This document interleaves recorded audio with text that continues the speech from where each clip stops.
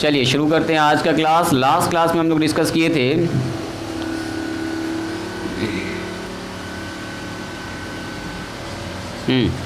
Last class में हम लोग डिस्कस किए थे कि अगर कोई लाइन अगर किसी प्लेन के पैरेलल में दो लाइन है या मान लो दो वेक्टर है, इसका नाम मैंने रखा था बी और इसका नाम रखा था सी, ठीक है। अगर ये है दो लाइन एक प्लेन के पैरेलल में है और ये प्लेन जो एक पॉइंट से गुजर रहा है जिसका नाम है ए, नाम रख सकते हैं इसका, पोजीशन वेक्टर ए है, तो इसका इक्वेशन क्या होता है, बी क्रॉस सी जो होता है एक नया वेक्टर जो इसका बन जाता है नॉर्मल, है ना जी। तो इक्वेशन ऑफ ए लाइन हम लोग जानते हैं आर माइनस ए होता है और नॉर्मल यहाँ पर आता है नॉर्मल बराबर 0। तो इस बार नॉर्मल क्या बन जाएगा, बी क्रॉस सी, जो लास्ट क्लास में डिस्कस किए थे, सब आपको याद ही है, आर माइनस ए, यहीं पर डॉट में आता है बी क्रॉस सी, ये हो जाता है आपका 0। ये हमारा वेक्टर फॉर्म में हुआ। इसी का कार्टेशियन फॉर्म में क्या पढ़े थे, तो ये सर स्केलर ट्रिपल प्रोडक्ट है, ये हमारे पास पहला वेक्टर, दूसरा ये तीसरा वेक्टर आ गया। तो इसको आर माइनस एक्स ए का मतलब क्या, यहाँ दिया था x1 y1 z1, आर का मतलब होता है xi y j के और z के, तो यहाँ आ जाएगा x minus x1 y minus y1 z minus z1। इसका डायरेक्शन में कुछ ना कुछ होगा ही, a1 b1 c1, यहाँ पर स्केलर ट्रिपल प्रोडक्ट में लिखते हैं हम लोग a2 b2 और c2, यही होता है बराबर 0 के। तो ये हो गया स्केलर, ये हो गया हमारा वेक्टर फॉर्म में, वो हो गया कार्टेशियन फॉर्म में। एक और पढ़े थे हम लोग कि अगर मान लीजिए दो प्लेन आपस में कट कर रहा है तो दो प्लेन के इंटरसेक्शन से बनता है एक लाइन, है ना जी, ये बनता है एक लाइन। और इस लाइन का इक्वेशन हम लोग निकाले थे, तो इस प्लेन का इक्वेशन मान लेते हैं r डॉट n1 है और बराबर में q1 है, और इसका इक्वेशन मान लीजिए r डॉट n2 है, बराबर में कितना है, q2 है। तो इसका n1 इसका n2 अगर इसका क्रॉस करेंगे तो ये आ जाएगा n1 क्रॉस n2, जो हो जाएगा दोनों पर परपेंडिकुलर, और ये वाला लाइन इस लाइन के पैरेलल हो जाएगा, है ना। तो इस वाले लाइन पर कोई पॉइंट हमने ए दिया रहेगा आपको, जिस पॉइंट से गुजर रहा है, मान लो ए है, एक आर्बिट्री पॉइंट मैंने पी माना था जिसका पोजीशन वेक्टर आर है। तो ए पी वैक्टर हम लोग निकाल लिए थे, ए पी हमारे पास सर पैरेलल हो जाएगा किसके, ए पी पैरेलल हो जाएगा n1 क्रॉस n2 के, n1 क्रॉस n2 के। तो ए पी बराबर क्या लिख दिए थे, आर माइनस में ए हो गया था, ये हो गया parallel to n1 cross n2। तो यहाँ आर माइनस ए बराबर आ गया था lambda times n1 cross n2, और इसको दाएं बाएं कर देंगे तो यही बन गया था इक्वेशन ऑफ स्ट्रेट लाइन, है ना जी, जिसका parallel vector n1 cross n2 बन गया था। लास्ट क्लास में यही सब डिस्कस किए थे। ऐसे भी हम देख के बता सकते हैं, किसी लाइन का इक्वेशन लिखना हो तो एक पॉइंट जिससे वो गुजर रहा है वो पता होना चाहिए, उसके पैरेलल वेक्टर पता होना चाहिए, दोनों चीज़ पता ही है सर।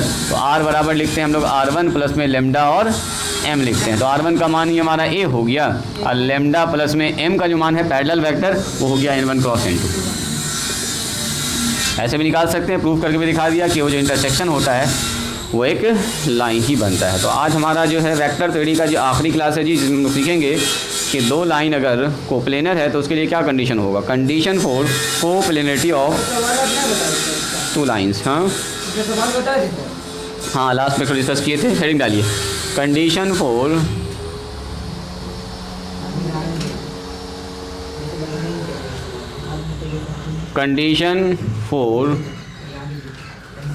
the coplanarity of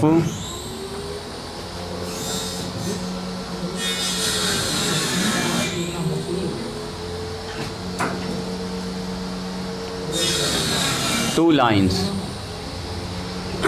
दो लाइंस के कोप्लेनर होने का क्या कंडीशन होता है, यही हम लोग सीखेंगे। अगर दो लाइन कोप्लेनर एक ही प्लेन में मौजूद है तो उसके लिए क्या कंडीशन होना ज़रूरी है, या अगर ऐसा होगा तो फिर दोनों लाइन क्या होगा, कोप्लेनर होगा। दोनों तरफ बोल सकते हैं, कोप्लेनर होगा तो ऐसा कंडीशन, या ऐसा कंडीशन बना होगा तो कोप्लेनर होगा। तो इसमें एक ही थ्योरम है जी, इसमें वेक्टर फॉर्म हम प्रूव करेंगे, कार्टेशियन फॉर्म इसी से बदल देंगे।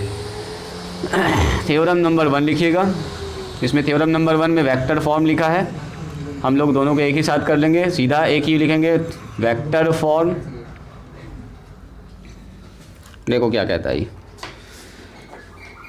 ये कहता है the condition for two lines, इसका फिगर बस समझना आपको ध्यान से, the condition for two lines. अच्छा दो लाइंस है, तो दो लाइन का इक्वेशन दिया रहेगा हमको, दो लाइंस आर बराबर, देखो पहला लाइन दिया A1 से पास कर रहा होगा, लेमडा B1 पैरेलल वेक्टर में V1 है, एंड दूसरा दे दिया है आर बराबर, आप बताइए क्या होना चाहिए, A2 और म्यू लगा देंगे, कांस्टेंट बदल देंगे, म्यू B2 दूसरा पैरेलल वेक्टर। ये तो जानिए आप, लाइन का इक्वेशन तोड़ दिया हुआ, बी कोप्लेनर, कहता है ये कोप्लेनर होगा, बी कोप्लेनर।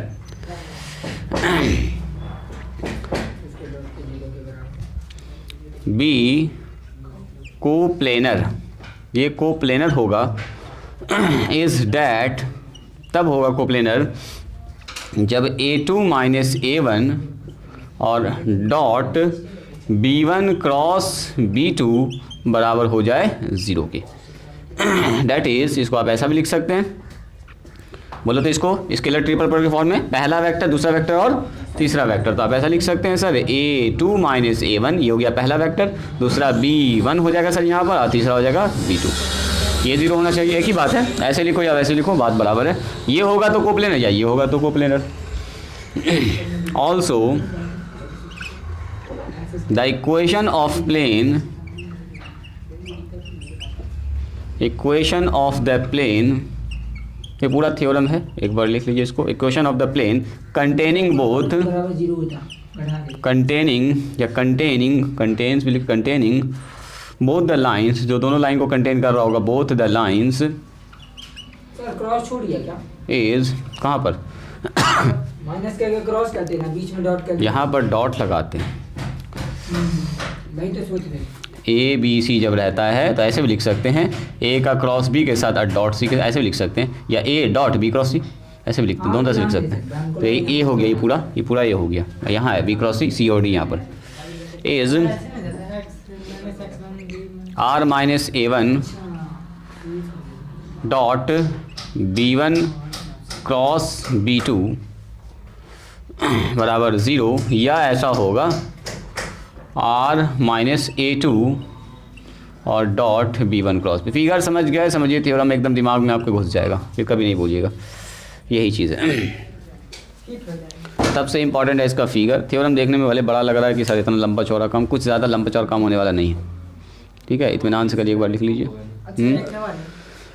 रुक जाओ, तुम क्या बोल रहे हो? Also the equation of the plane containing both, हाँ बी कोप्लेनर, हाँ एक ही बात, 2B लिखा हुआ है क्या वर्ड, 2B कोप्लेनर, हाँ 2B यहाँ लगाओ ना, 2B यहीं पर तो लिखाएगा बस, उधर भी लिख सकते हो, यहाँ भी जगह है अपने पास, 2B कोप्लेनर, चलो उधर लिखो, इधर हटाओ, 2B कोप्लेनर।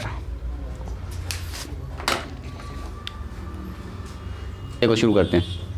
देखिए सबसे पहली बात ये कह रहा है कि मान लीजिए हमारे पास एक प्लेन है, अब एक्सिस बनाना चाहें एक्सिस भी बना सकते हैं समझने के लिए अच्छे से। ये हमारे पास देखिए X axis, Y axis, Z axis है, एक्स एक्सिस, वाई एक्सिस और जेड एक्सिस है, ठीक है। सुनो, यहाँ पर कोई हमारे पास एक प्लेन है, इसी प्लेन पर दो ठो लाइन है, मान लो ये हमारा प्लेन है, हवा में, स्पेस में है ना, स्पेस में है, ऊपर है, ऐसा ना समझिएगा सटा हुआ है, हवा में है ये सब। अब इसमें दो ठो लाइन है, एक लाइन मान लेते हैं ऐसे जा रहा है और दूसरा लाइन मान लेते हैं ऐसे जा रहा है, मान लेते हैं, एज्यूम करते हैं दो ठो लाइन। इन्हीं दोनों लाइन का इक्वेशन आपको दिया हुआ है, ये इस प्लेन में है जिसका नाम मैंने रखा है पाई, मान लेते हैं इस प्लेन का नाम मैंने रखा पाई। ये जो लाइन है बता रहा गिवन इक्वेशन ऑफ लाइन जो पास कर रहा है A1 से, तो कहीं ना कहीं एक पॉइंट से पास कर रहा होगा, इसका नाम रख दिया मैंने यहाँ से सर A, और इसमें जो पोजीशन वेक्टर इसका क्या हो गया बोलो, A1, मतलब यहाँ से जो इसका पोजीशन होगा, प्लेन है, हवा में है, यहाँ से यहाँ A1 हो गया। एक्चुअल में अगर आप ऐसा बनाना चाहें तो बना सकते हैं, एकदम समझने के लिए अच्छे से कंसेप्ट को, ठीक है। और दूसरा भी सर गुजर रहा है एक, अच्छा ये गुजर रहा है A1 से, इसके पैरेलल में कौन सा वेक्टर है बोलो, पैरेलल में है B1 वेक्टर, देखो सवाल में ही दिखा हुआ है, ये A1 से पास कर रहा है, B1 के पैरेलल में है। अच्छा ये दूसरा लाइन जो है एक दूसरे पॉइंट से पास कर रहा है, इसका नाम रख लेते हैं हम ऐसे करके, चलो इधर नाम रखते हैं ऐसे, यहाँ नाम रख लिया मैंने, इसका नाम B रख लेते हैं, इसका पोजीशन वेक्टर दे दिया A2, तो आप दिखाना चाहें तो यहाँ से दिखा दो डॉट डॉट करके, इसका सर पोजीशन वेक्टर मतलब ये वाला वेक्टर हमारे पास A2 हो गया है ना, उधर रहा हो कहीं ना कहीं से, नहीं भी दिखाएंगे तो ऐसे भी चलेगा, यहाँ पर सिर्फ लिख दिया A2। इसके जो पैरेलल में है उसका नाम क्या बोलो, उसके जो पैरेलल में है इसका नाम है B2 वेक्टर, ठीक है। अब सुनो, अब करना क्या है, हमारे पास दिया गया है ये हम ओ लिख देते हैं इसको, एक्स एक्सिस, वाई एक्सिस और जेड एक्सिस। ध्यान से देखिएगा, हमारे पास दो ठो लाइन दिया गया है, प्रूफ में हम लोग लिखेंगे दो ठो line, given equation of lines, दो ठो लाइंस दिया गया, पूछ रहा है इन दोनों लाइन, ये दोनों लाइन एक ही प्लेन में होगा, उसके लिए ज़रूरी है कि कंडीशन ऐसा बनना चाहिए, तभी एक लाइन में होगा, एक ही प्लेन में होगा, अदरवाइज एक प्लेन में नहीं होगा। ये वाला कंडीशन बनेगा ना, ये कंडीशन है, ये कंडीशन है जी, condition for the coplanarity of two line, दो लाइन अगर एक ही प्लेन में मौजूद होगा तो ये वाला कंडीशन सेटिस्फाई करना। जैसे ना बोलते हैं कि अगर तीन पॉइंट कोलिनियर होगा तो उसका एरिया 0 होना चाहिए, एरिया 0 हुआ तो कोप्लेनर हो जाएगा ना, ट्रायंगल का एरिया सीखे होंगे आप। तीन पॉइंट अगर कोप्लेनर है तो ये मतलब ये 0 हो गया। तो यही मामला यहाँ पर चल रहा है, ये कह रहा है कि अगर दो लाइन एक ही प्लेन में मौजूद हो, दोनों का दोनों उसी प्लेन में बैठा हुआ है, जैसे मान लीजिए हमारे पास ये एक लाइन है और एक लाइन ये है, दोनों एक ही प्लेन में है, ये अगर ऐसा है तो ऐसा कंडीशन हाल में बनेगा, और अगर मान लो ऐसा नहीं है तो ऐसा नहीं बनेगा। मान लो एक लाइन इधर चला गया, एक लाइन इस पर है, तो दोनों अलग अलग प्लेन में आ गए, एक ऐसे चला गया तो अलग अलग प्लेन में चला गया, दूसरे प्लेन में है ये दूसरे प्लेन में है। अगर एक प्लेन में है तो ये कंडीशन हर हाल में बनना, यही हमको प्रूफ करना है कि the condition for two lines a इतना और इतना to be coplanar is that, ये होगा, या तो इसको लिखो या तो इसको लिखो, बात बराबर है। हाँ बोलो। क्रॉस B2 से तो D मिलेगा और A2 माइनस A1 किएगा तो वेक्टर मिलेगा। अभी रुको ना थोड़ा सा रुको ना। Also the equation of the plane, अब कह रहा है कि यही दोनों लाइन अगर किसी प्लेन में मौजूद है तो उस प्लेन का भी तो एक इक्वेशन होगा, उस प्लेन का जो इक्वेशन होगा जो दोनों प्लेन को कंटेन कर रहा होगा, कंटेनिंग बोथ द लाइन्स, दोनों के दोनों लाइन को कंटेन कर रहा होगा, इज वो होगा कुछ ऐसा। एज ही एक ही तो प्लेन होगा, बस दो तरह से इसको लिखा गया है। ये जब पहले पॉइंट से पास कर रहा होगा A1 से, तो प्लेन का इक्वेशन ऐसा लिख सकते हैं, जब इससे पास करेगा तो A2 से पास कर रहा तब भी लिख सकते हैं। इस प्लेन पर तो बहुत सारा पॉइंट है, दो पॉइंट हमको दिया, दो लाइन है तो दोनों लाइन एक पॉइंट से पास कर रहा है, तो हम चाहें तो इस पॉइंट का यूज़ करके प्लेन का इक्वेशन निकाल सकते हैं, या तो इस प्लेन का। देखो प्लेन का इक्वेशन निकालने के लिए दो चीज़ चाहिए होता है, किस पॉइंट से पास कर रहा है, इसका नॉर्मल क्या है ना जी। इसका मतलब घुमा फिरा के मामला समझ में आ गया सर। यहाँ पर जिस पॉइंट से पास कर रहा है A1, अगर वो लाइन अगर ये पॉइंट उस लाइन पर है तो इस प्लेन पर भी होगा। तो पहले हम साबित करेंगे ये लाइन जो है उस प्लेन पर मौजूद है, कोप्लेनर है। कोप्लेनर अगर साबित हो गया तो ये प्लेन पर भी मौजूद हो गया, लाइन पर भी मौजूद हो गया, तो प्लेन का इक्वेशन निकालेंगे, ये वाला पॉइंट यूज़ कर लेंगे, R1 आ जाएगा। इसका मतलब कहीं ना कहीं ये सब B1 क्रॉस B2 जो लिखा हुआ है वो क्या है, नॉर्मल है, बस नॉर्मल है, दोनों का नॉर्मल सेम ही होगा। देखोगे ज़रा ध्यान से, अब सुनिएगा। Given equation of lines, given equations of lines, अब बस ध्यान से यहाँ पे देखिए। बोलो पहला इक्वेशन क्या है, R बराबर A1 प्लस में लैम्डा B1। क्या मतलब हुआ, ये जो हमारे पास पहला लाइन है वो A1 पॉइंट से पास कर रहा है, B1 के क्या है पैरेलल में, B1 वेक्टर के पैरेलल में। दूसरा हमारे पास लाइन है जो A2 वेक्टर से पास कर रहा है और म्यू B2 है। बात समझ में आ रही है? चलिए अब मुझको ये बताइए, ये जो पॉइंट मैंने माना है A, कहीं पर लाइन पर एक पॉइंट A है जिसे ये पास कर रहा है, उसको अगर लिखना चाहेंगे OA बराबर क्या लिख सकते हैं, बोलिए तो। OA बराबर वेक्टर ए एंड जल्दी से बताइए तो OB बराबर कितना लिखेंगे, वेक्टर बी, दूसरा लाइन जो जिसे पास कर रहा है सर। अब हमको क्या करना, सुनो, हमको निकालना है AB, सुनोगे ज़रा ध्यान से, AB वेक्टर ध्यान से देखिएगा। यहाँ पर हम आपको दिखा रहे हैं तीन वेक्टर, रेड से जो बना देखो, एक वेक्टर ये है लाल वाला AB, दूसरा वेक्टर ये है जो किससे पास, जिसके पैरेलल है, पहले लाइन के पैरेलल है, L1 के पैरेलल है, L1 के, ये हमारा L2 मान लीजिए, ये दूसरे लाइन के पैरेलल है B2। अगर मैंने ये साबित कर दिया कि L1 देखो ये line AB vector, B vector और B2 वेक्टर, B1 और B2 एक ही प्लेन में है, अगर ये तीनों वेक्टर देखो, ये वाला और ये वाला तीनों वेक्टर अगर एक प्लेन में आ जाएगा, यानी कोप्लेनर अगर हो जाएगा, तो क्या ये दोनों लाइन भी एक ही प्लेन में आ जाएगा? ये लाइन इसके पैरेलल, ये लाइन इसके पैरेलल है। हम साबित ये कर देंगे कि ये वेक्टर और ये वेक्टर कोप्लेनर है। कोप्लेनर का मतलब ये तीनों वेक्टर एक ही प्लेन में मौजूद है, तो अगर ये एक ही प्लेन में मौजूद है तो इसके पैरेलल में ये है, इसके पैरेलल में ये, तीनों एक ही प्लेन में आ गया तो लाइन भी एक ही प्लेन में आ जाएगा खट से। अगर मतलब ये कंडीशन है, अगर ये तीनों कोप्लेनर हुआ तो ये दोनों लाइन एक ही प्लेन में होगा, अगर ये दोनों कोप्लेनर नहीं होगा तीनों, तो ये लाइन एक ही प्लेन में नहीं आएगा। सीधा मतलब ये हो गया। तो हम चेक कर रहे हैं यहाँ से AB निकाल रहे हैं। देखो AB क्या हो जाएगा बोलो तो, OB हम माइनस में OA हो जाएगा सर। OB का मतलब सर A2 माइनस में A1। यहाँ हमको पता चल गया ये जो वेक्टर है ये है A2 माइनस A1। अब सुनो, कोप्लेनर होने के लिए क्या जरूरत है, इफ़ देखो हम अगर बोलेंगे आपसे if AB vector, B vector B1 vector and B2 vector are coplanar. देखोगे ज़रा ध्यान से, अगर ये कोप्लेनर हुआ, ये तीन वेक्टर अगर एक ही प्लेन में आ गया तो उससे सटा हुआ तीनों लाइन भी, दोनों लाइन भी क्या होगा, उसी प्लेन में आ जाएगा, क्योंकि ये तीनों वेक्टर बन किससे रहा है, एक तो इस लाइन के पैरेलल में, एक तो इस लाइन के पैरेलल में, एक इन दोनों लाइन को जोड़ने वाला पुल वेक्टर है। ये तीनों वेक्टर अगर एक ही प्लेन में मौजूद हो गया तो दोनों लाइन भी तो उसी प्लेन में आ जाएगा खट से। तो हम बोलेंगे अगर ए बी, इफ देखो कंडीशन लगा, if A B vector, B A vector और B2 वेक्टर आर कोप्लेनर। या ऐसा लिख सकते हैं, ऐसा भी घुमा के लिख सकते हैं, उल्टा भी देखो, उल्टा भी,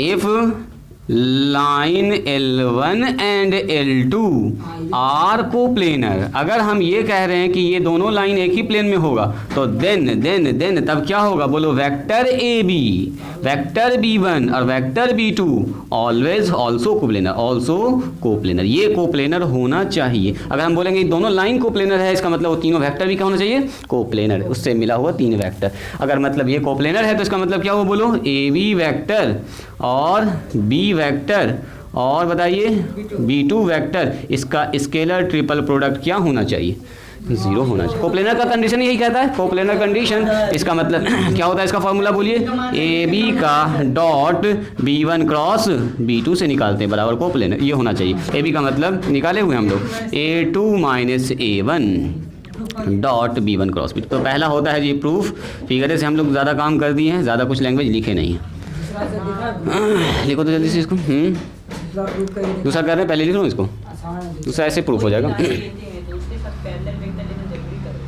बोलो क्या बोल रहे हो, हाँ, तो कोई भी लाइन होगा तो उसका एक तो डायरेक्शन रेशियो होगा ना, उसका डायरेक्शन रेशियो डिसाइड करता है उसका पैरेलल वेक्टर, एक डायरेक्शन होगा ना, कोई भी लाइन होगा तो एक फिक्स डायरेक्शन होगा, टेढ़ा मेढ़ा नहीं जा सकता है, उसीलिए एक लाइन को एक वेक्टर से बनाया जाता है ताकि ये वेक्टर जैसे सीधा है वैसे वो लाइन भी उसी के सीधा में होगा, या तो ऐसे हो सकता है या तो ऐसे, एक फिक्स डायरेक्शन में होगा, मैग्नीट्यूड तो होना ही होना है। देखो लाइन असल में होता है ना, लाइन का कोई मैग्नीट्यूड फिक्स नहीं होता, लाइन इन्फाइनाइट तक जाता है, वेक्टर भले एक लाइन सेगमेंट होता है, तो जैसे इसको एक वेक्टर दिखा रहे हैं कि इस लाइन का डायरेक्शन उस डायरेक्शन में, जिस जो डायरेक्शन में ये वेक्टर है, ठीक है, लाइन तो जा रहा, कहीं रुकेगा थोड़े, ये तो चलता ही जा रहा है, चलता ही जा रहा है, हाँ अनंत तक है, लेफ्ट में भी और राइट में भी।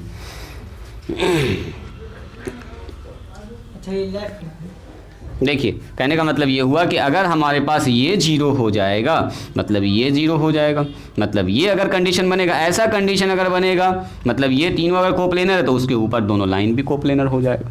तीन वेक्टर अगर कोप्लेनर है तो दोनों लाइन भी कोप्लेनर हो जाएगा, क्योंकि वेक्टर जो बन रहा है वो आपके लाइन का ही पैरेलल वेक्टर है और दोनों लाइन को मिलाने के बाद ही एक तो वेक्टर ए भी बन रहा है।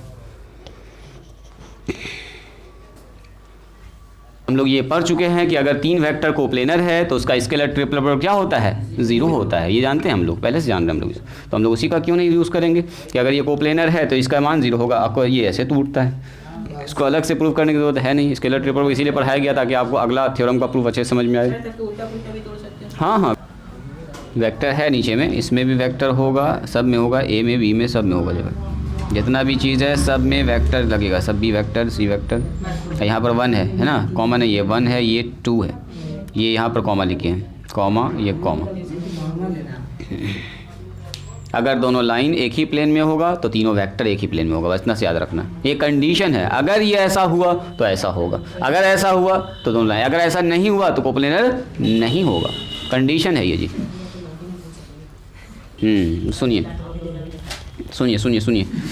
देखो जी, अगर हम आपसे ये कह रहे हैं, अब हमने साबित कर दिया, सुनो ये कंडीशन हो गया तो इसका मतलब कोप्लेनर हो गया, मतलब ये कंडीशन अगर सेटिस्फाई कर गया तो दोनों लाइन एक ही प्लेन में आ गया। तो जिस प्लेन में आया है तो सर उसका एक इक्वेशन होगा ना, लाल वाले प्लेन का, देखो जी लाल वाले प्लेन का एक इक्वेशन होगा ना सर, इसका इक्वेशन क्या होगा, हम बताएंगे कि ये लाइन है इस प्लेन के अंदर, तो आखिर कैसे, इस प्लेन का नाम बताइए ना, कैसे लिखेंगे इस प्लेन का नाम। तो सुनो, इस प्लेन में ये दोनों लाइन मैंने साबित कर दिया है कि दोनों लाइन इसी प्लेन में मौजूद है। अब सुनो, इस प्लेन में ये लाइन भी है और ये लाइन भी, इसको फील कीजिएगा, दोनों लाइन, इस लाइन के पैरेलल में जो एक वेक्टर B1 है, इस लाइन के पैरेलल में एक वेक्टर क्या है, B2 है, ये भी। अब बताओ अगर B1 का क्रॉस B2 से करेंगे तो क्या होगा, दोनों परपेंडिकुलर हो जाएगा B1 क्रॉस B2 किस पर, इस प्लेन पर, इसका मतलब प्लेन का बन गया नॉर्मल, आपको प्लेन का नॉर्मल चाहिए, एक तो पॉइंट चाहिए, तो पॉइंट एक तो क्या दो पॉइंट हमको पता है। अरे ये लाइन इस पॉइंट से गुजर रहा है, इसका मतलब प्लेन पर भी मौजूद है ना, कोप्लेनर हम पहले साबित कर चुके हैं। ये लाइन अगर इस प्लेन से प्लेन पर है तो पॉइंट भी तो इस प्लेन पर आया, तो दो पॉइंट तो ऑलरेडी हमको पहले से पता। दोनों का यूज करके आप चाहें तो या तो इसका यूज करके निकालो, तो इसका बस हमको एक तो नॉर्मल चाहिए था। तो नॉर्मल क्या होगा, जो B1 और B2 का क्रॉस होगा, जो यहाँ पर मान लीजिए ये B1 है और यहाँ पर मान लीजिए B2 है, इसके पैरेलल, तो B1 और क्रॉस B2 जब करेंगे तो क्रॉस हो जाएगा इन दोनों पर परपेंडिकुलर, यही होगा हमारा B1 क्रॉस B2। ये फील किए, यानी कि B1 क्रॉस B2 जो वेक्टर होगा वो बन जाएगा इस प्लेन का नॉर्मल। इसको थोड़ा सा अगर बढ़ा लो आगे, देखो इसको थोड़ा सा बढ़ा लो आगे तो आपको दिखेगा B1 क्रॉस B2। देखो B1 को क्रॉस करो C से, सॉरी B1 को क्रॉस कर रहे हैं B2 से, ये B1 ऊपर है और B2 नीचे है, कहाँ जी, नहीं B1 नीचे है और B2 ऊपर में है। तो B1 का क्रॉस करेंगे B2 से तो ऐसे क्रॉस होगा, ऐसे ऊपर की तरफ क्रॉसिंग होगा, ऐसे, तो ऐसे क्रॉस होगा मतलब अंगूठा इधर, मतलब बाहर की तरफ निकलेगा, ये हमारे तरफ निकल रहा है, दिस इज N, और N ही हो गया क्या हमारा B1 क्रॉस B2। तो देखो B1 is parallel to line 1, देखो जी B1, चूँकि B1 is parallel to L1 and B2 is parallel to, बोलो L2, इसलिए हम ये कह सकते हैं सर B1 क्रॉस B2, यहाँ ध्यान दीजिएगा, B1 cross B2 is perpendicular to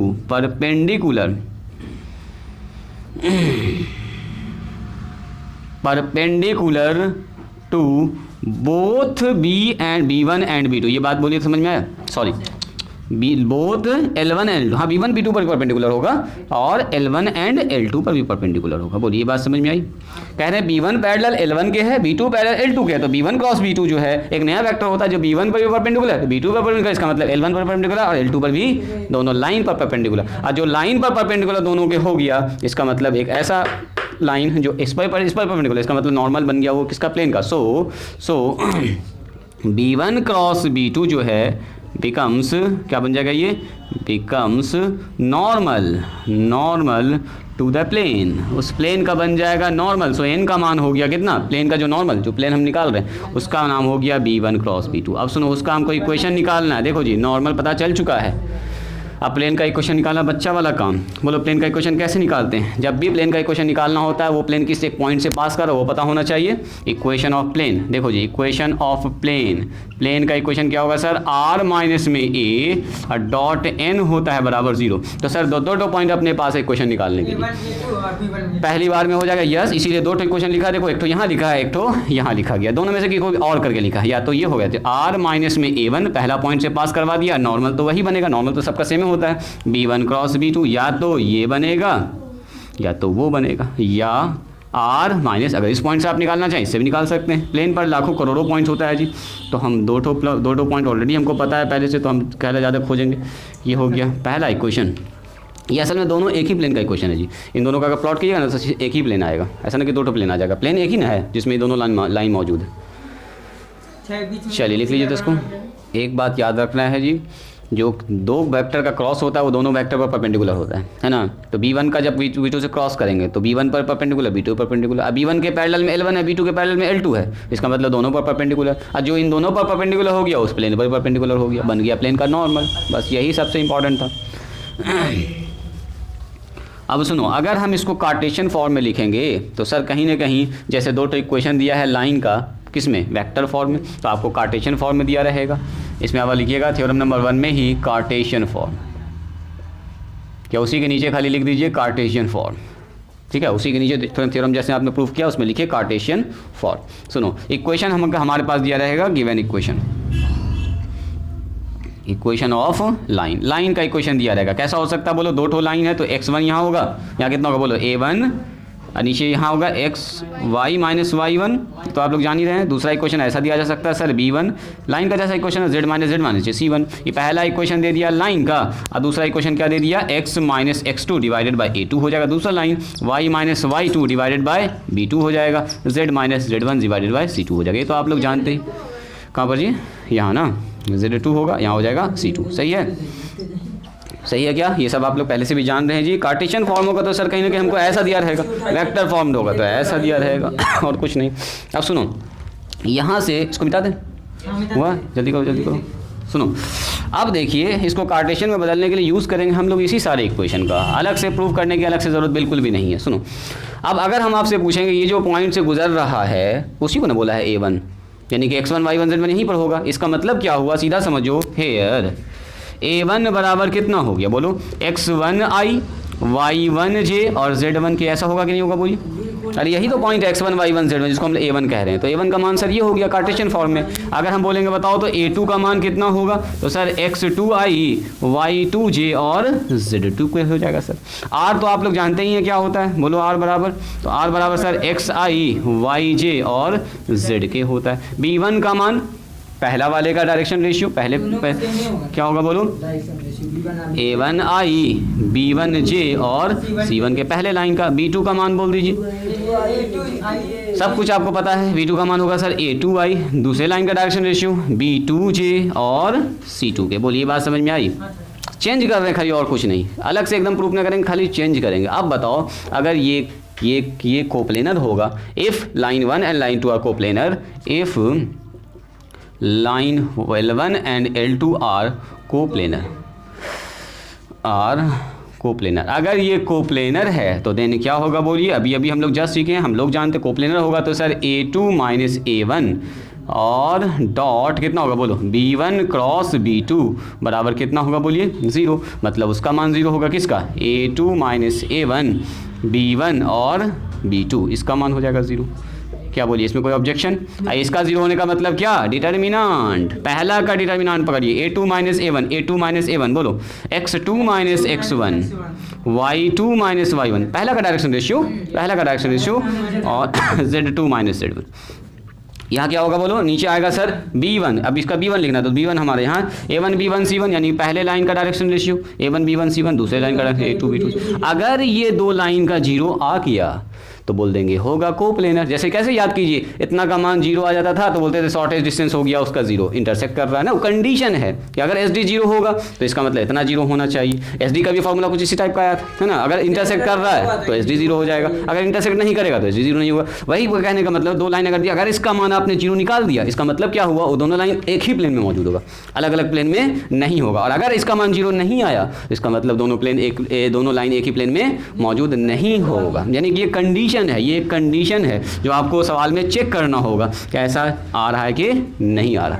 ये फॉर्मूला है, अभी तो सवाल में चेक करेंगे असल में 0 आ रहा है कि नहीं आ रहा। This is the condition, not formula. ये कंडीशन है जो आपको चेक करना है, सवाल में अप्लाई मार के देखना कि ऐसा आ रहा है कि नहीं आ रहा। आया तो कोप्लेनर, नहीं आया तो बोलेंगे नॉट कोप्लेनर। ठीक है,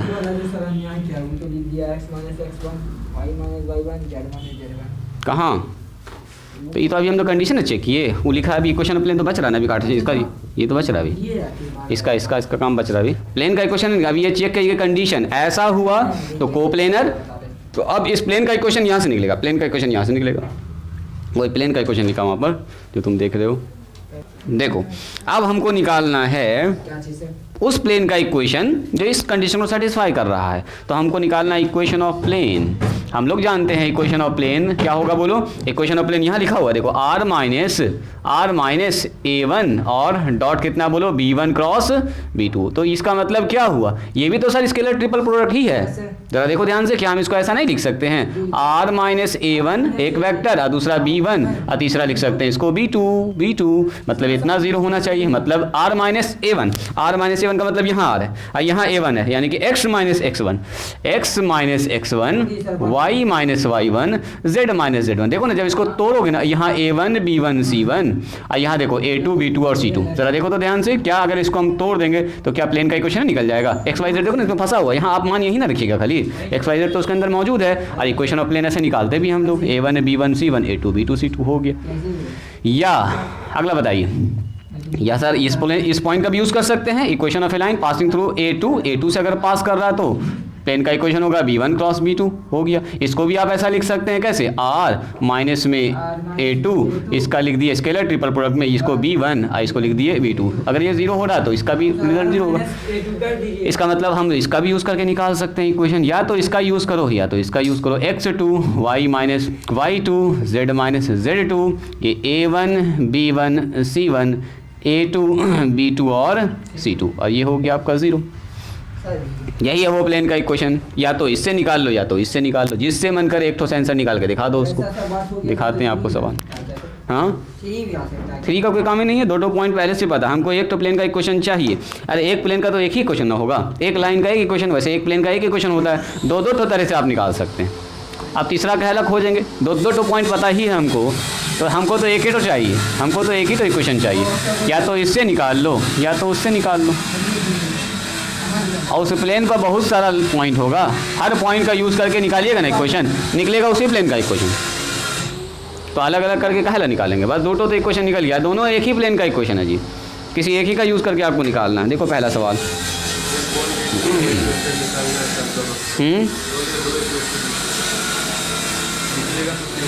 निकलेगा दोनों एक ही, थोड़ा सा उसका चेहरा बदला बदला सा लगेगा, लेकिन जब इक्वेशन में डालिएगा ना तो वही प्लेन को कंटेन करेगा, दोनों सेम ही प्लेन होगा। मिटाएं सब, लिखिए। दो सवाल डिस्कस करते हैं, दोनों सवाल, एक तो वेक्टर फॉर्म में, एक तो कार्टेशियन फॉर्म में। पूरा आपको समझ में आ जाएगा क्या क्या मामला चल रहा है। लिखिए तो सवाल कह रहा है शो डैट, मेरे साथ लिखिएगा, टाइम थोड़ा सेव करेंगे। शो डैट कह रहा साबित कीजिए, एक सवाल को तरीके से लिख देते हैं। शो डैट द लाइन्स हमारे पास दिया है r बराबर i प्लस में j माइनस में k प्लस में लेमडा टाइम्स 3i माइनस में j, एंड दूसरा लाइन दिया r बराबर 4i माइनस में k और प्लस में म्यू 2i और प्लस में 3j। आर कोप्लेनर, देखो देखा है, साबित कीजिए कि ये दोनों क्या होगा, कोप्लेनर, मतलब एक ही प्लेन में मौजूद होगा। ये दोनों लाइन किस में होगा, एक ही प्लेन में मौजूद होगा, कोप्लेनर, आर कोप्लेनर। ऑल्सो, और कह रहा अगर ये कोप्लेनर हो गया तब ऑल्सो, तब ये भी फाइंड कीजिए, find the equation of plane, वही मामला हो गया। इस लाइन पर आ जाएंगे, equation of plane, equation of plane कह रहा उस प्लेन का इक्वेशन निकालिए जो कंटेन करता है, containing both the lines, both the lines. कह रहा है इन दोनों लाइन को कंटेन करने वाले प्लेन का इक्वेशन बताइए क्या होगा। यही है पूरा सवाल जी। तो ये सवाल चूँकि लिखा हुआ वेक्टर फॉर्म में, तो हम भी इसको वेक्टर फॉर्म से बना देते हैं।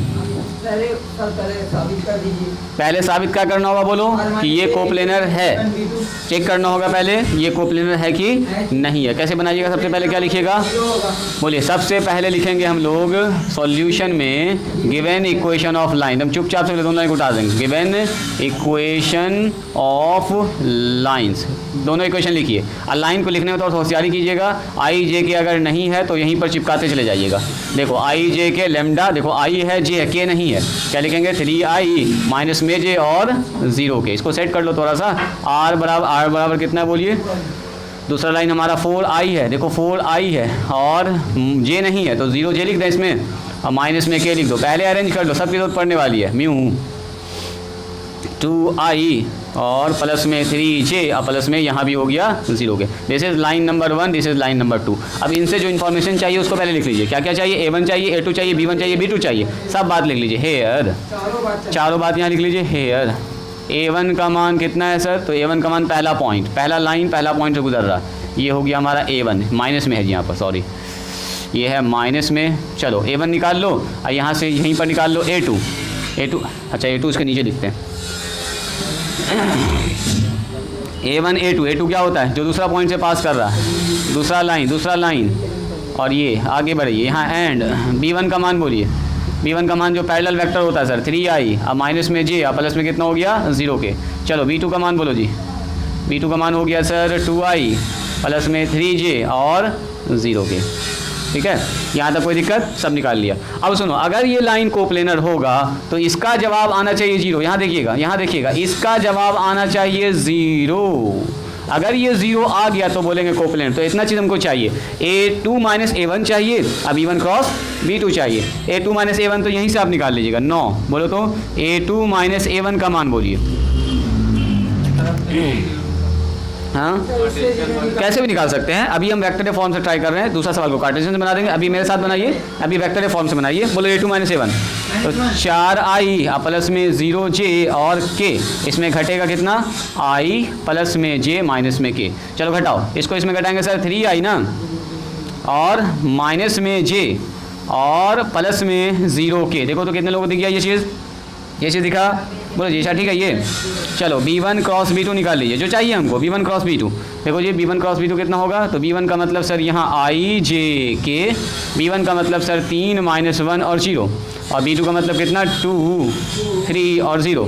चलो ओपन कर लो फटाफट, एक लाइन में i लिख देंगे, और यहाँ हो गया सर 0 और ये 0 हो गया, माइनस में j लिख देंगे। बोलो कितना होगा, j लिखेंगे तो ये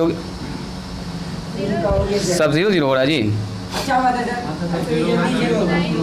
कोई बात नहीं, देखते हैं क्या हो रहा है। ये हो गया आपका, इधर जे लिख रहे हैं 0 ही हो गया, 0 - 0। और के का मान कितना हो गया, 9 + 2 हो रहा है, ठीक है। कितना बच गया जी, 0i 0j और 11k, कुछ ऐसा आ रहा है जी। वो बात है सर, सही है, सही है। डॉट कहाँ इसका 0 आ रहा है, ओ ऐसा मामला हो गया है। हेयर 9 यहाँ से इसको निकाल के चेक करो, a2 - a1, इसका डॉट करेंगे b1 क्रॉस b2, चेक करते हैं। अगर ये कोप्लेनर होगा तो इसको 0 आना चाहिए, तो चेक करो तो इसका मान कितना आ रहा है। a2 - a1 का मान यहाँ से आया सर 3i माइनस में j और प्लस में 0k, और डॉट लगाएंगे किसके साथ, b1 क्रॉस b2 के साथ, 0i और 0j और प्लस में 11k। देखो कितना हो रहा है, तो सर यहाँ आ गया 0, यहाँ भी आ गया 0, यहाँ भी आ गया 0, यानी कि 0 वेक्टर। क्या देख रहे हैं हम लोग, a2 - a1 और डॉट b1 क्रॉस b2 0 आ गया, इसलिए बोलेंगे given lines are coplanar, given lines are coplanar. Coplanar हो गया। अगर आपको इसका इक्वेशन निकालना है, इक्वेशन ऑफ लाइन का फार्मूला बैठा दीजिए, काम खत्म।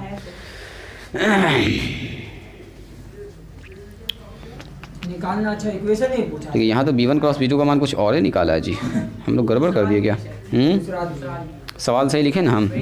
रुको, i प्लस में j माइनस में k और 3i माइनस में j सही है जी, 4i और माइनस में k सही लिखे हैं, 2i, ओहो हो 2i प्लस में 3k।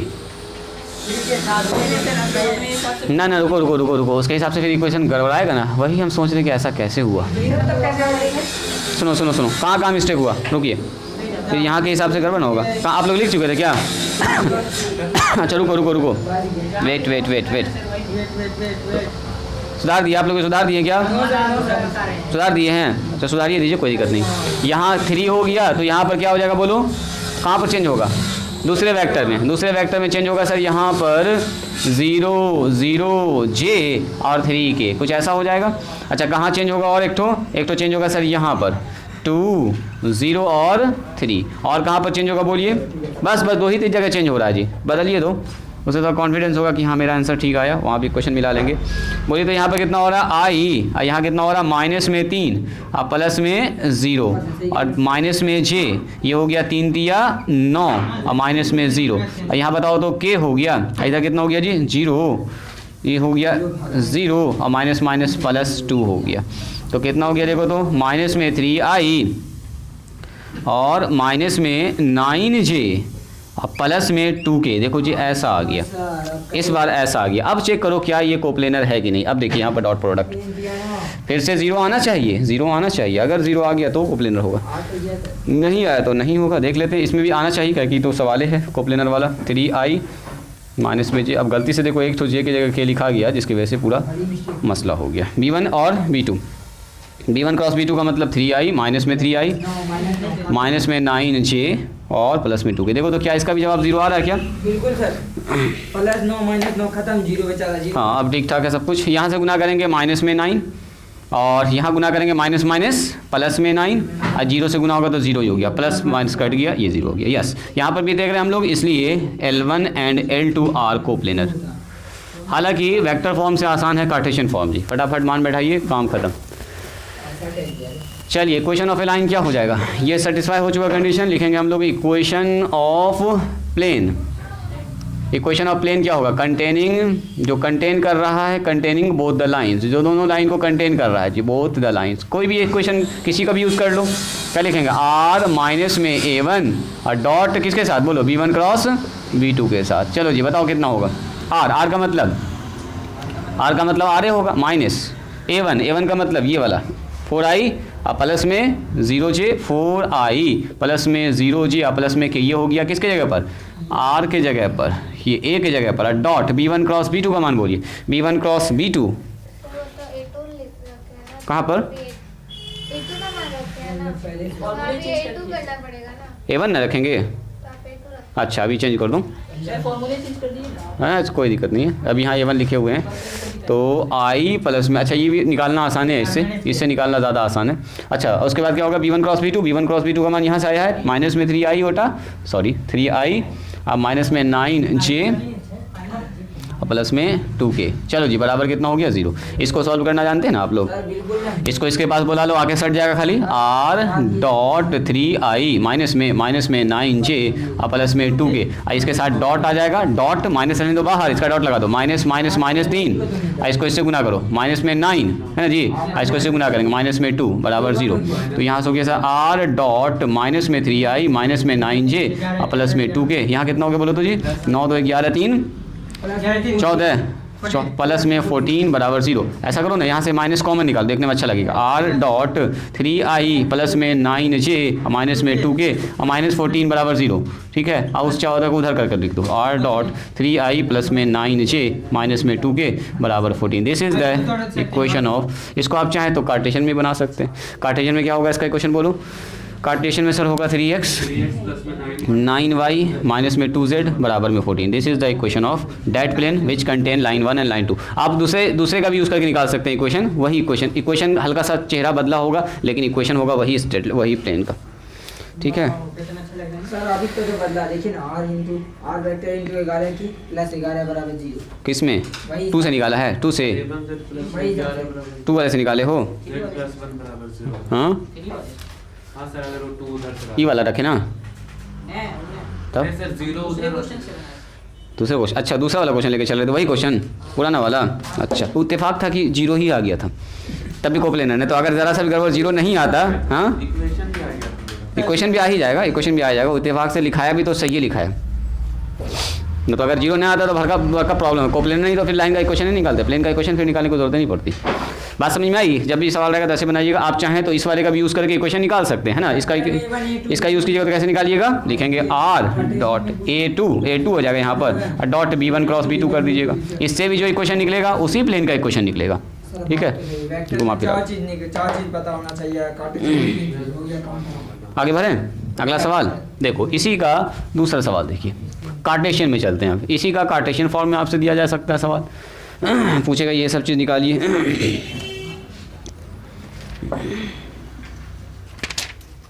उसके बाद सवाल सब बना लीजिएगा, इक्का दुक्का हो सकता है प्रॉब्लम हो, ऐसे तो प्रॉब्लम ना होना चाहिए, एक तो अभी हम डिस्कस कर देंगे और सवाल, ठीक हो तो जल्दी से इसको कह रहा है, शो डैट द लाइन्स, मेरे साथ दिखिएगा, शो डैट द लाइन्स दे दिया है आपको x प्लस 3, देख लीजिएगा लाइन स्टैंडर्ड फॉर्म में है कि नहीं, अभी तो फिलहाल ठीक लिख रहा है वहाँ पर, यहाँ भी ठीक ठाक है जी, और यहाँ पर z माइनस 5, ये लाइन सही है, ये लाइन सब कुछ ओके एंड दूसरा लाइन दिया है x प्लस 1 डिवाइडेड बाय -1 एंड y माइनस 2 डिवाइडेड बाय, इस पर थोड़ा मुझे से लिखते हैं 2 and z minus 5 divided by 5।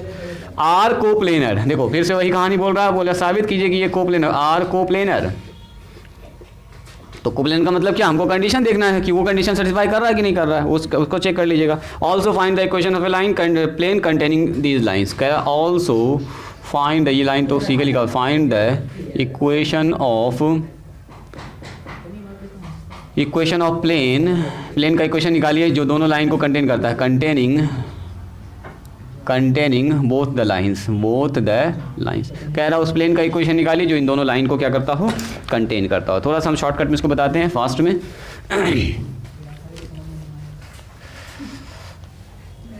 बताएं थोड़ा सा फास्ट, बताइए ना जरा। क्या जी? तो नॉर्मल क्वेश्चन। नॉर्मल है? हाँ नॉर्मल है। चलो सबसे पहले ये बताओ, सबसे पहले ये बताओ कि जो लाइन दिया गया है वो क्या स्टैंडर्ड फॉर्म में है? कहाँ लग रहा है देखिए ना वहाँ पॉइंट भी हमको चाहिए होता है, यहाँ पर पॉइंट भी चाहिए होता है। तो ऐसा करो, इसको थोड़ा सा लिख लो, गिवन इक्वेशन ऑफ लाइन, ऐसे करके देखो, गिवन इक्वेशन ऑफ लाइंस। देखो बस हम यहाँ लिख देंगे x माइनस -3, नीचे कितना लिख देंगे बोलो? -3, y माइनस, सही है ये, सही है, और z -5, एकदम ये सही है, ये ओके ओके है जी।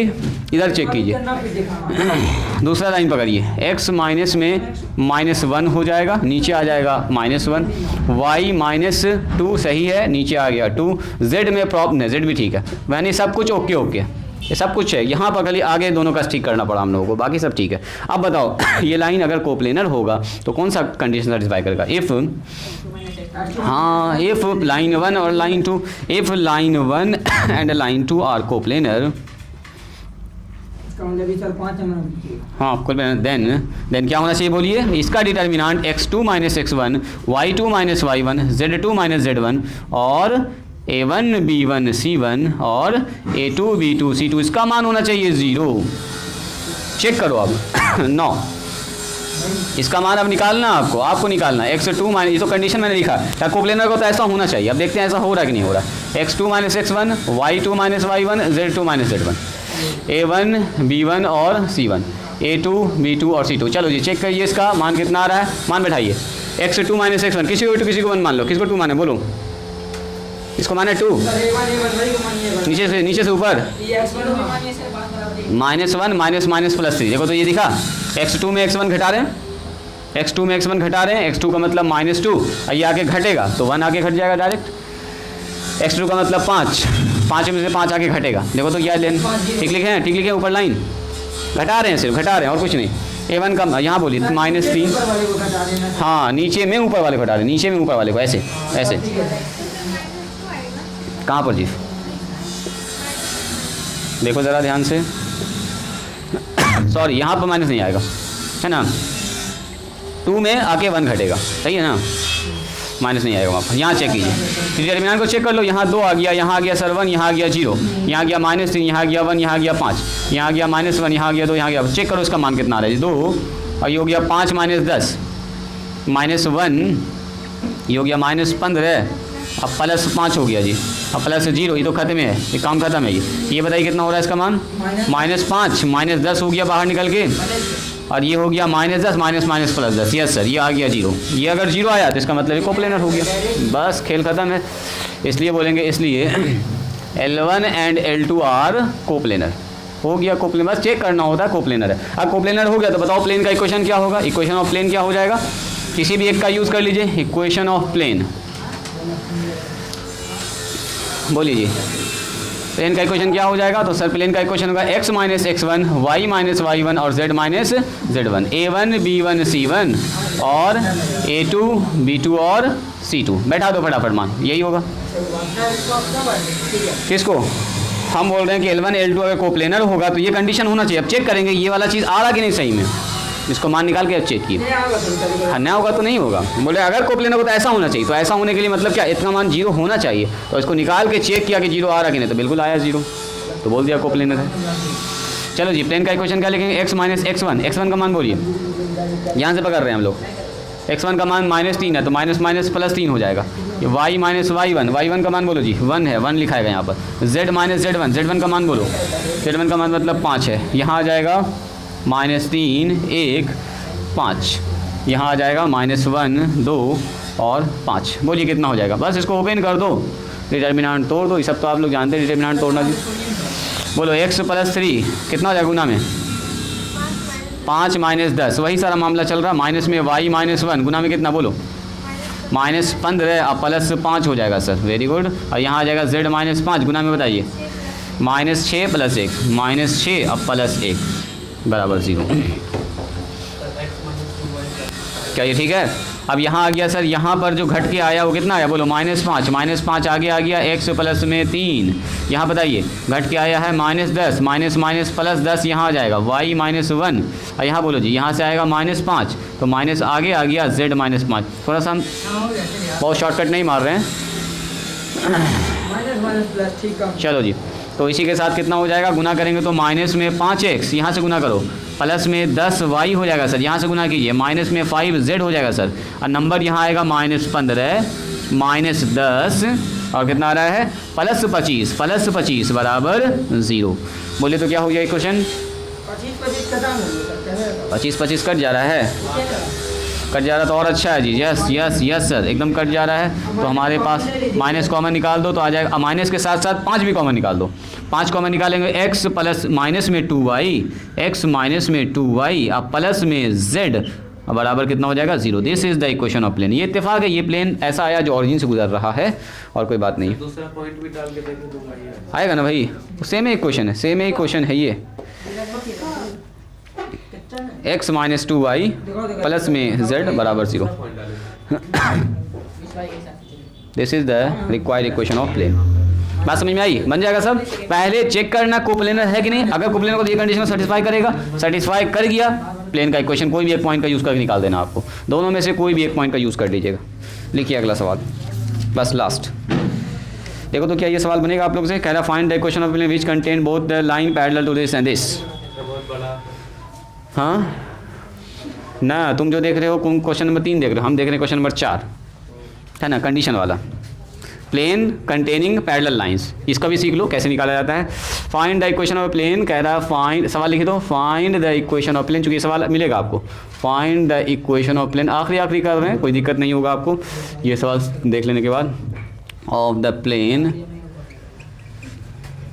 विच कंटेन, देखो जी, विच कंटेन्स, जो कंटेन्स करता है, रखता है, contains the two parallel line, the two parallel line.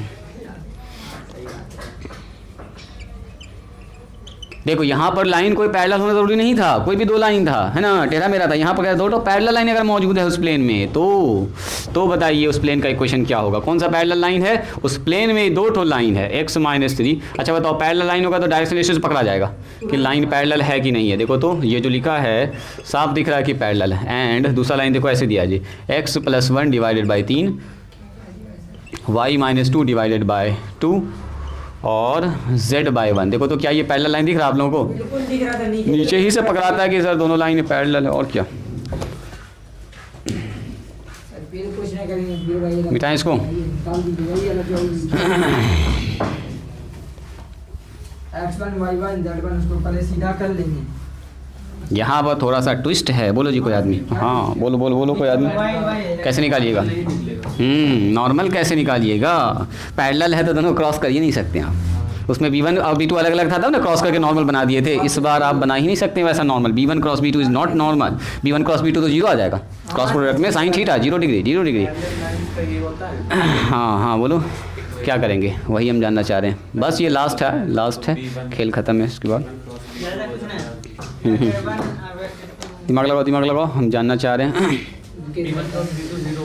हाँ b1 क्रॉस b2, तो b1 और b2 तो है ही नहीं, इसमें तो दोनों में b ही है।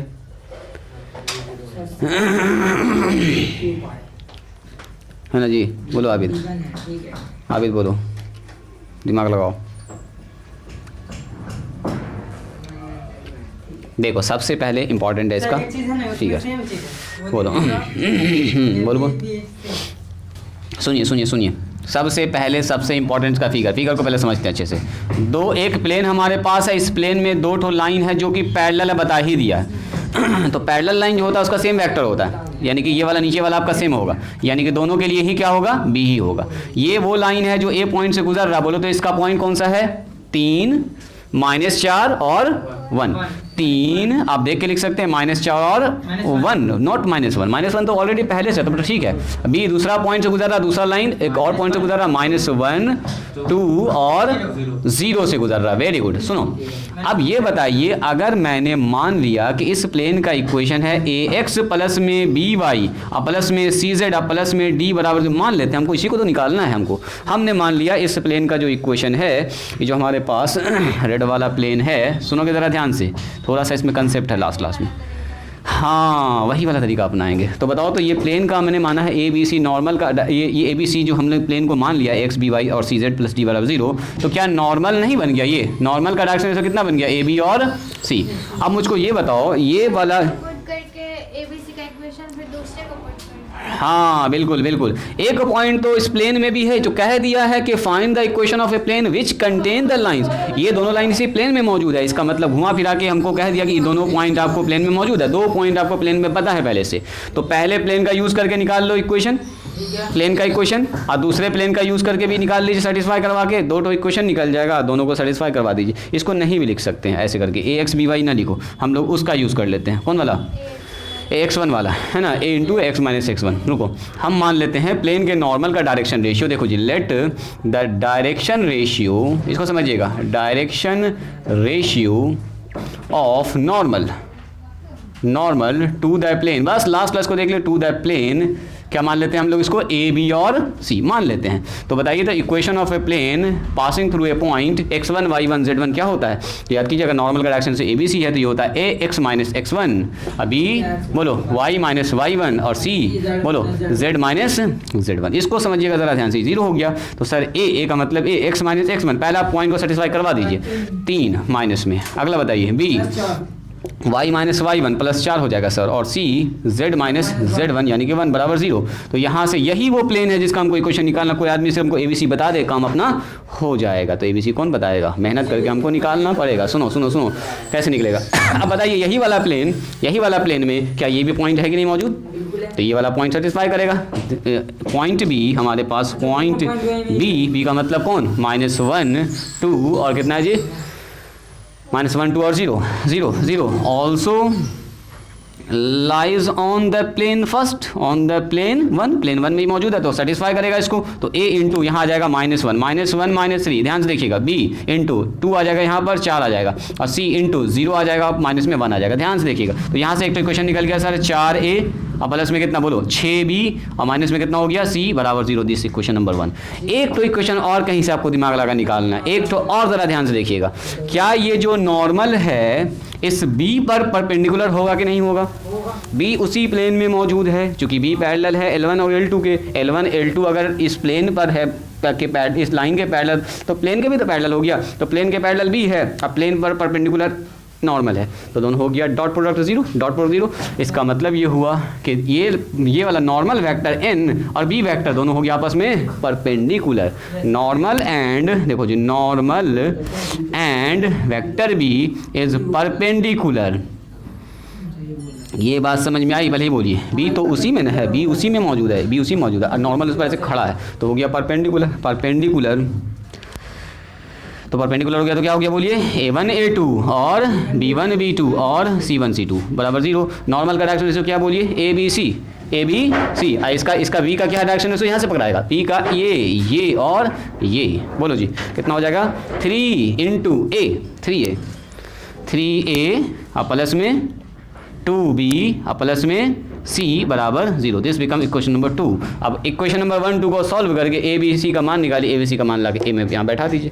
सॉरी, इसको 1 ना मान के ए मान लीजिए, पाई मान लीजिए, जो मान सकते हैं। चलो ए नंबर बोल दो जी। पहला इक्वेशन हमारे पास है माइनस में 4a प्लस में 6b माइनस में c बराबर 0, पहला इक्वेशन। दूसरा इक्वेशन उसी के जस्ट नीचे लिखे ताकि कैलकुलेशन करने में आसानी हो, और ये हो गया 2b प्लस में c बराबर 0, इक्वेशन नंबर 2। ठीक है, तो लिखेंगे solving 1 and 2, solving 1 and 2 by किससे बोलो? By cross multiplication method, cross multiplication method. ये सब लिख लीजिएगा। क्या लिखते हैं बोलो? a बाय, फिर b बाय और c बाय। बोले तो एक नीचे क्या लिखेंगे? इसको बंद करेंगे, आ जाएगा 6 प्लस में 2। b के नीचे बोलिए क्या लिखेंगे? -4 माइनस प्लस 3 ना, यस प्लस 3। और c के नीचे क्या लिखेंगे बोलिए? -8 और माइनस में 18 बराबर कुछ नहीं, अभी रोक के रखेंगे। बोलिए a बाई कितना हो गया? 6 2 8 बी बाई कितना हो गया माइनस, लिखना डायरेक्ट 1, और सी बाई कितना हो गया बोलिए 26, ये तो 26 आ गया, जो बड़ा नंबर आ गया। के का मान के लिख लो उसको, बोलो ए का मान कितना हो गया -26, -26 आ गया। ए का मान कितना हो गया बोलिए 8 के, बी का मान हो गया 1 के यानी के, और सी का मान हो गया -26 के। सारा मान उठा के यहाँ बैठा दो, निकल जाएगा। अब उठा के रख दिएगा, आंसर आ जाएगा। छोड़िए तो सर यहाँ से अपने से करो, अपने से करो, अपने से करो जल्दी एकदम फास्ट। हम यहाँ पे कर देते हैं, अपने से कीजिए। बस तो आज के दिन हम लोग कर रहे हैं इसको जी द एंड। वेक्टर थ्योरी का होता है कहानी समाप्त। लंबा टॉपिक था जिसको हम लोग काफ़ी फास्ट कवर किए हैं, ठीक है। अब आ रहे हैं हम लोग रिलेशन और फंक्शन पर। हाँ बोलो, क्या कहना चाह रहे हो? द्विआधारी बाइनरी नंबर वो भी बताएंगे, उसका समय तो आने दो, उसका समय आने। इसको ऊपर तक इक्वेशन लिख लेना आप लोग, इसको मिटाए ना। बोलो इक्वेशन ऑफ प्लेन क्या होगा, हम लिख देते हैं साथ साथ, आप लोग उतारते भी जाइए। Equation of plane vector theory लंबा टॉपिक है, 1.5 महीने का लगभग। हम लोग लगता है 1 महीना हम कंप्लीट कर दिए ना। कब स्टार्ट किए थे याद है किसी को? कोई डेट लिखे थे कॉपी में? देखो देख के बताओ ज़रा कब स्टार्ट किए थे। फाइनल आंसर निकाल दी हो, बोलो तो कितना आ रहा है? 6 बराबर 0 है ना। वेरी गुड, एकदम परफेक्ट निकाल दियो। 8x प्लस में y माइनस 26z प्लस में 6 बराबर 0। This is the equation of plane. आप चाहिएगा तो मोबाइल पर इक्वेशन ऑफ प्लेन डालिए, दोनों पॉइंट डालिए, उसी पर आएगा, एकदम उसी पर आएगा। ये दोनों लाइन भी डालोगे एकदम पैरेलल होगा।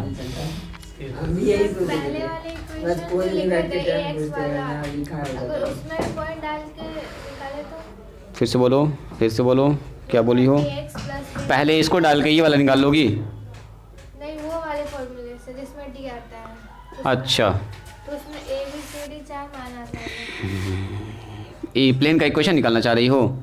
प्लेन का इक्वेशन किस मेथड से? पहले वाले मेथड से हम लोग यूज नहीं करेंगे, r माइनस ए वाला। सर वो वाला फॉर्मूला लिखे ना, ax plus by plus 6z। हाँ अगर हम इसमें x का मान रखें x y z का, हाँ, तो इसमें आप यहाँ ही रखिएगा फिर x y z। A B C में निकलेगा इक्वेशन। इक्वेशन निकलेगा ना, हाँ हाँ तो उससे निकाल सकते हैं। हाँ जी, इससे भी निकाल सकते हैं। 2 इक्वेशन निकलेगा, लेकिन दोनों में डी रह जाएगा, डी तो दोनों में रह जाएगा। सॉल्व कीजिएगा, फिर लास्ट में ये वाला पॉइंट एक तो बैठाना पड़ेगा आपको। दो सुनो, इसका इस्तेमाल करके आप एक तो निकाल लीजिएगा। अच्छा, इसका कहना कि सर अगर हम इस इक्वेशन को ऐसा मानेंगे, ए एक्स प्लस में बी वाई प्लस में सी जेड प्लस डी वाई, ऐसा मानते हैं आप, है ना। तो सुनो, एक तो का यूज़ करके ये वाला निकाल लीजिएगा। यहाँ कितना आएगा बोलो? 3a और माइनस में 4b और प्लस कितना होगा बताओ? z और प्लस में d बराबर हो जाएगा 0। अब सुनो, z नहीं, सी हो जाएगा, सी हो जाएगा, है ना, ये हो जाएगा।